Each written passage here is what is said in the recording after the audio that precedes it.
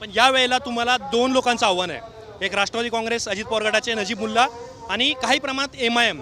त्या दोन पक्षांच्या आव्हानाचा तुम्ही कसं बघता त्यांना?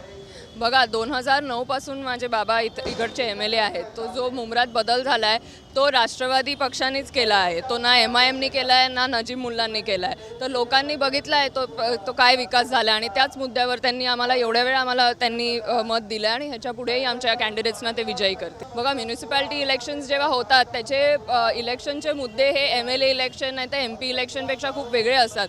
सगळे सिव्हिल इश्यूज जे आहेत ते म्युनिसिपॅलिटी इलेक्शन्समध्ये असतात. जर नाले सफाई झाली, पाण्याचं झालं, सगळंच रोड्सचं झालं तर थोडं लोकांमध्ये पण कन्फ्युजन असतं पण की MLAची काय रिस्पॉन्सिबिलिटी असते आणि कॉर्पोरेटर्सची काय असते. तर जे तुमचे मूलभूत सुविधा आहेत ते तुम्हाला कॉर्पोरेटरच पोचवतात. तर हे खूप महत्त्वाचं आहे की आमचे कॉर्पोरेटर निवडून आले तर आमचे जे MLA आहेत डॉक्टर जितेंद्र आव्हाड साहेब त्यांचेच हात जास्ती बळकट होतील आणि आम्हालाच इकडचे जे लोकल इश्यूज आहेत ते नीट सांभाळता येतील.